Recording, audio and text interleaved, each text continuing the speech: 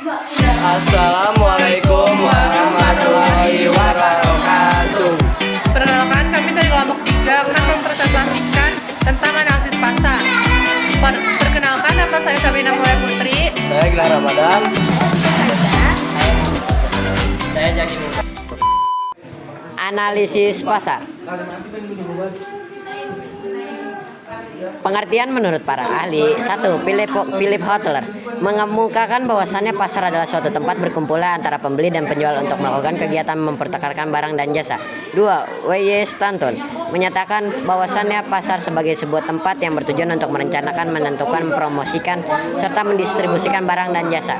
3. H. Nystrom mendefinisikan bahwasannya pasar adalah suatu tempat atau lokasi yang dipakai sebagai tempat penyaluran barang dan jasa dari tangan produsen ke konsumen. 4. Ehrenberg et al. 2003. Pasar adalah tempat perjumpaan antara pembeli dan penjual barang atau jasa sebagai produk yang dipertukarkan oleh pembeli dan penjual. Dalam pertukaran itu muncul harga atas barang atau jasa yang dipertukarkan.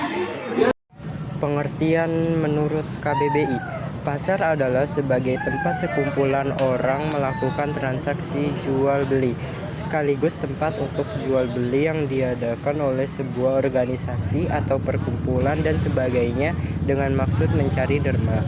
Singkatnya, pasar adalah arena di mana pembeli dan penjual dapat berkumpul dan berinteraksi. Jenis-jenis pasar. 1.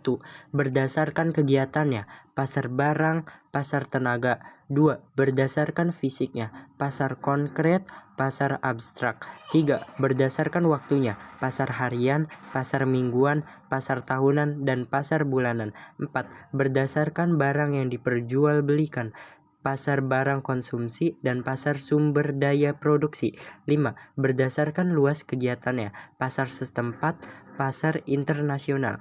6. Berdasarkan bentuk atau organisasi pasar, pasar persaingan sempurna dan pasar persaingan tidak sempurna.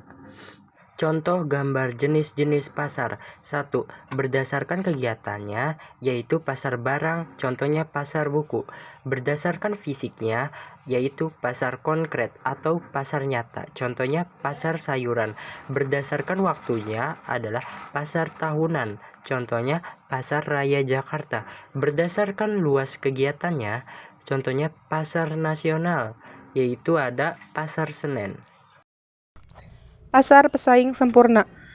Pasar pesaing sempurna adalah yang di dalamnya terdapat banyak penjual dan pembeli. Contoh sederhana dari pasar pesaing sempurna adalah perusahaan beras, pasar buah dan sayur, pasar minyak wangi, dan lain-lain.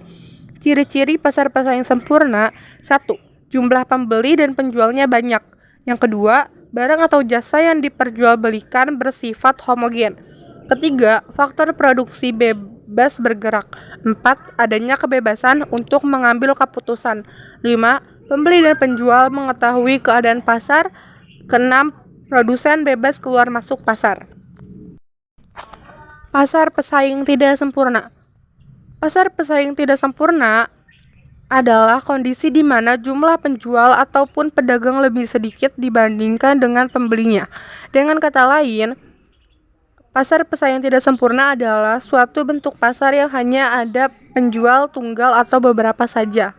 Ciri-ciri pasar pesaing tidak sempurna adalah: pertama, jumlah penjual sedikit tapi banyak pembeli. Kedua, penjual berhak menentukan harga produksinya sendiri. Ketiga, penjual baru akan susah untuk bersaing. Keempat, tidak ada produk pengganti. Yang kelima, barang yang dijual sama. Contohnya adalah pasar saham. Jenis-jenis pasar pesaing tidak sempurna. Pertama, pasar monopoli. Yang kedua, pasar oligopoli. Yang ketiga, pasar monopolistik. Keempat, pasar monopsoni. Yang kelima, pasar oligopsoni.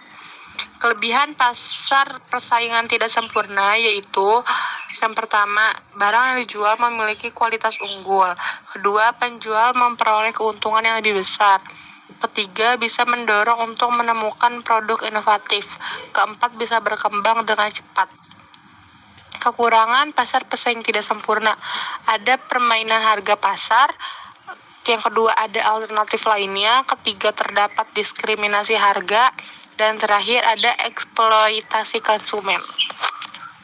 Pengertian dari pasar monopoli, pasar duopoli, dan pasar monopolistik. Pasar monopoli. Pasar monopoli adalah sebuah pasar di mana hanya ada satu produsen atau penjual yang dapat menguasai pasar dan melayani semua konsumen yang datang. Contoh perusahaannya: perusahaan BUMN, PLN, Telkom Indonesia, perusahaan minyak bumi, dan juga gas alam lainnya. Ciri-ciri pasar monopoli antara lain: terdapat satu penjual dan banyak pembeli. Harga ditentukan secara sepihak oleh penjual. Tidak ada barang lain yang dapat menggantikan barang yang dijual belikan dengan sempurna. Pasar duopoli. Pasar duopoli sebuah pasar yang dikuasai oleh dua penjual, misalnya Caltex dan Pertamina, mendominasi penjualan minyak pelumas di Indonesia. Ciri-ciri pasar duopoli: terdapat dua penjual, banyak yang beli. Harga ditentukan secara sepihak oleh kedua penjual. Sumber dari buku paket marketing halaman 10. Pasar monopolistik. Pasar monopolistik adalah salah satu jenis pasar yang memiliki jumlah produsen dan produksi barang yang sama. Contohnya, yang pertama itu ada industri makanan kemasan. Yang kedua, perabotan rumah tangga. Yang ketiga, minuman dengan aneka rasa. Dan yang terakhir yaitu baju atau pakaian lainnya. Ciri-ciri pasar monopolistik: pertama, terdapat banyak produsen. Kedua, yaitu produksi yang dijual belikan sama, tetapi dengan berbagai macam variasi. Ciri-ciri pasar yaitu ada 3. Yang pertama, terdapat calon pembeli dan penjual. Yang kedua, terdapat jasa atau barang yang hendak untuk diperjualbelikan. Yang ketiga, terdapat proses permintaan serta penawaran oleh kedua belah pihak. Kesimpulannya, pasar adalah tempat bertemunya penjual dan pembeli untuk melakukan transaksi jual beli dan membentuk harga pasar yang disepakati antara keduanya.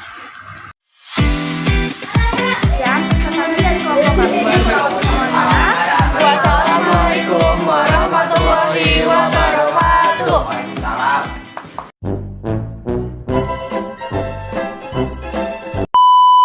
Gelap banget.